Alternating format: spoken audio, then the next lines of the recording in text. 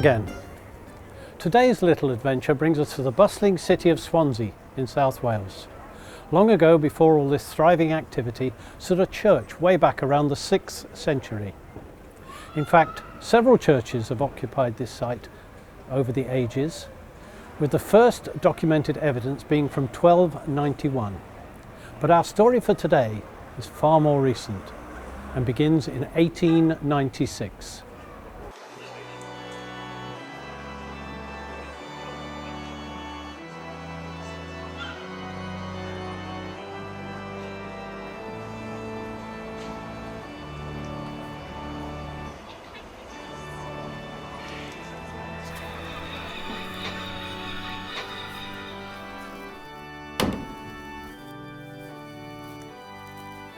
During that time, the church's rebuild came under tender.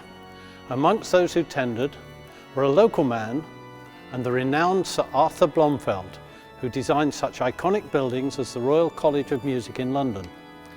Unsurprisingly, it was Blomfield who was awarded the contract. The local man was disappointed when he heard that he had not been chosen for the prestigious task. And his disappointment soon turned into something of a personal vendetta.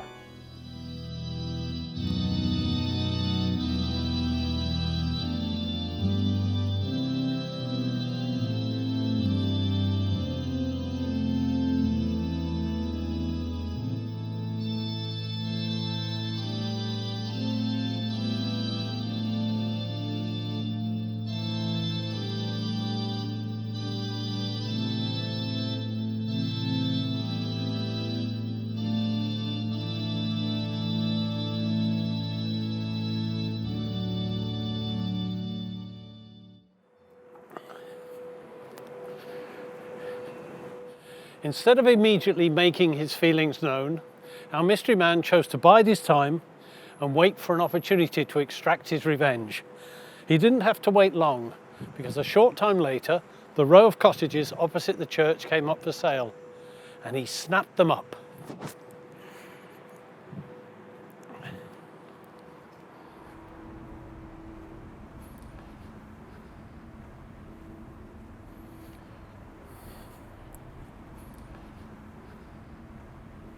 With the land now his, he tore down the cottages and in their place built a red brick building which became the offices of a brewery.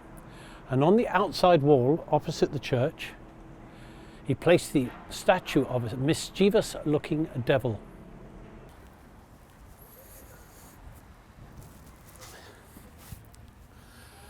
The statue stood just under a metre tall with beaming beady glass eyes.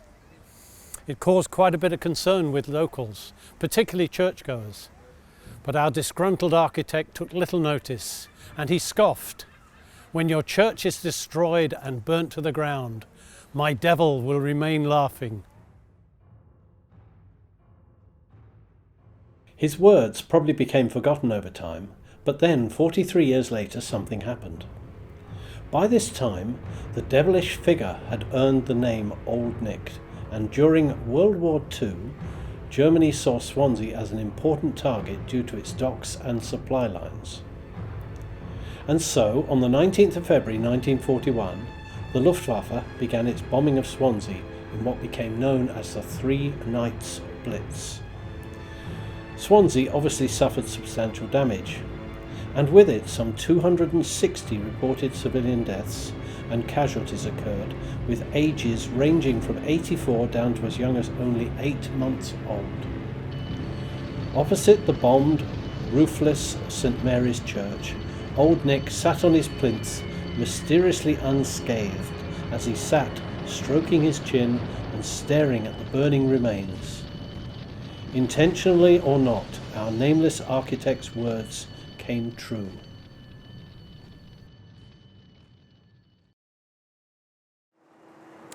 But our story doesn't end there.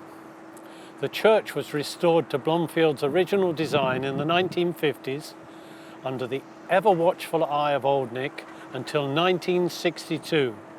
It was then that the offices of the brewery were torn down and Nick disappeared from public eye.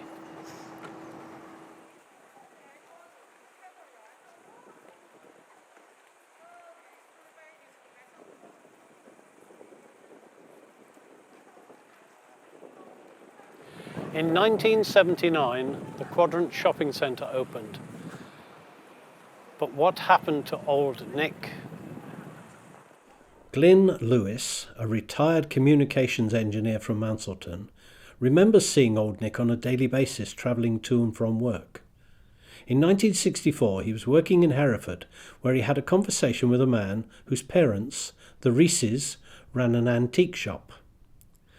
At some point, they ended up selling the shop and bought a coal business in Credden Hill, where Lewis visited to find Old Nick laying under a tarpaulin in the yard.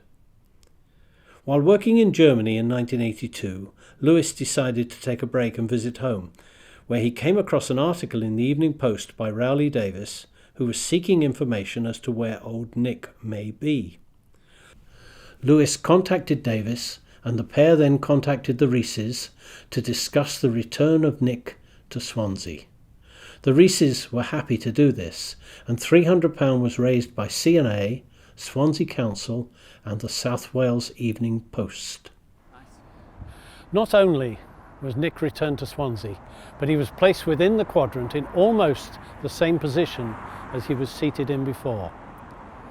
Once again, this did not please everyone, particularly the more religious members of the community, and they petitioned to have him moved.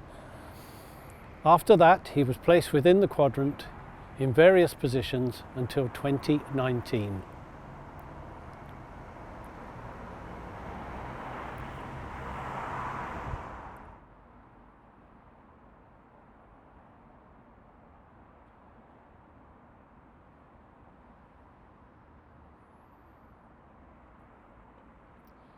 It seems that the adventures of Old Nick have finally come to an end, and he sits here in the safety of Swansea Museum, where he can be cared for properly.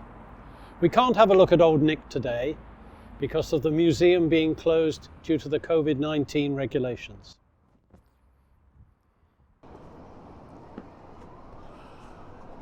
With Old Nick safe and secure in the museum, it'll be interesting to see if our architect's words once again become prophetic. Will St Mary's Church burn down?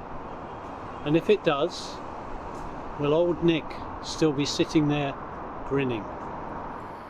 Swansea Museum, St Mary's Church and the Quadrant are all within half a mile of each other, and I think, as you've seen, they are all well worth a visit. We hope you've enjoyed our little tale, and if you have, you can see more of our episodes on this channel, but please don't forget to like and subscribe. More information can be found at talesoflaw.co.uk. Thank you. Bye for now.